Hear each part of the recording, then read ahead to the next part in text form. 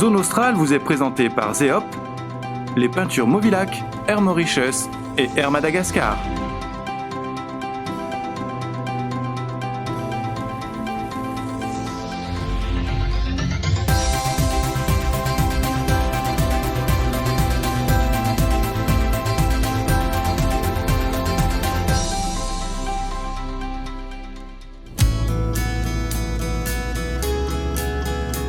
Je m'appelle Nirir Manadjabé.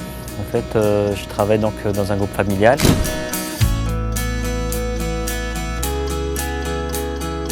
Le groupe Manadjabé qui est présent à Madagascar depuis 90 ans quasiment. Et donc nous sommes la 3e génération. Actuellement, donc, l'écotourisme pour le groupe familial, c'est un moyen un petit peu justement de mettre en avant deux potentiels de Madagascar forts. C'est-à-dire le tourisme, parce qu'on a déjà pas mal de sites touristiques à travers Madagascar. Et donc on essaie de gérer tout ça un peu intelligemment, c'est-à-dire essayer de mettre de la valeur ajoutée et éviter quand même tout de même le tourisme de masse. Mikiya Lodge se situe à 120 km de Tuléar, donc sur la côte ouest de Madagascar, sur le canal de Mozambique.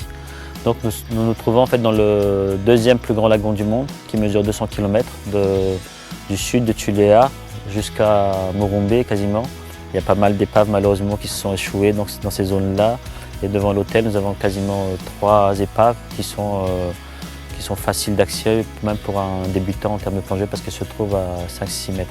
Devant Mikiya Lodge, il y a ce grand banc de sable blanc qui à marée basse se retire un peu comme le Mont Saint-Michel, jusqu'à 3 km. J'ai eu ce coup de foudre malgré le fait que je connaisse bien Mada, c'était un coup de foudre pour moi. On a eu l'idée justement de monter le projet, on y a cru. C'est pas facile, mais on voit de plus en plus le potentiel qui ressort. Voilà. Mikiya Lodge se situe donc entre 2 villages. Donc au nord, il y a 5 km à peu près, il y a le village d'Ambatmilou, le plus connu, parce que c'est là où il y a la plus grande passe en fait, de la barrière de corail. Et au sud, il y a le village d'Anjavoun, auquel vraiment Mikiya Lodge appartient officiellement.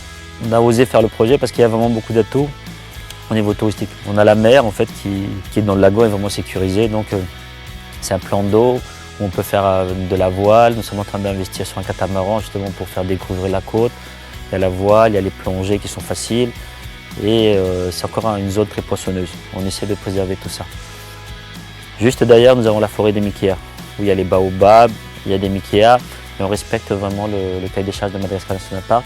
C'est-à-dire il y a une partie des Mikiya qui, eux, ne sortent pas du tout de la forêt. Ils ne sont même pas accessibles aux touristes. Après, il y a une deuxième partie de Mikiya qui, eux, en fait, troquent déjà avec les villageois. C'est plutôt avec eux qu'avec certains d'entre eux qu'on a fait un deal, c'est-à-dire montrer quand même l'authenticité. Ce sont déjà des Mikiya avec qui on leur achète, on troque, parce que souvent c'est du troc qu'ils veulent, avec du tabac et tout ça, contre leur miel. Donc on essaie un petit peu de trouver une relation gagnant-gagnant. Souvent, quand on emmène les touristes à leur rencontre, quand ils voient leur mode de vie, beaucoup de gens se posent justement sur tout ce qui est histoire de gaspillage et tout ce qui est un petit peu superficiel. Bon, après, à chacun de voir qui a raison ou pas, mais c'est toujours une petite morale qui se pose. Voilà. On essaie d'être dans le luxe via l'authenticité, l'exclusivité et ramener quand même tout le confort, le minimum, pour que ce soit un bon séjour pour tout le monde. Pareil pour les activités, donc on est en train de s'investir pour pouvoir garder une famille entière pendant une semaine, que ce soit les jeunes aventureux, il y a les quads. On va investir plutôt sur le catamaran l'année prochaine, donc il est déjà là, mais on va encore le modifier un petit peu pour la plongée et tout ça. Donc on va proposer des excursions, que ce soit les dauphins ou les baleines. Et ça, c'est un luxe en fait qu'on voudrait justement offrir aux clients et ne pas arriver à ce tourisme de masse où il y a 40 bateaux sur une baleine. Là, on comprend qu'il faut mettre des règles. Aujourd'hui, en fait, on est là, on s'amuse avec eux. La cible de Mikiya Lodge, pour être honnête, je veux dire à terme, ce sont vraiment des amoureux de la nature. Madagascar est connu pour sa nature. Je veux dire, ce sont les gens qui sont prêts à s'investir, qui reconnaissent le confort justement et la nature préservée, qui sont prêts à payer pour ça. On n'a pas la prétention de dire qu'on est un hôtel 5 étoiles, mais on peut vous dire qu'on est un hôtel à 1000 étoiles. Le soir, quand on est là, dans les bungalows, on contemple le ciel et vraiment c'est ça qu'on offre en fait. Voilà.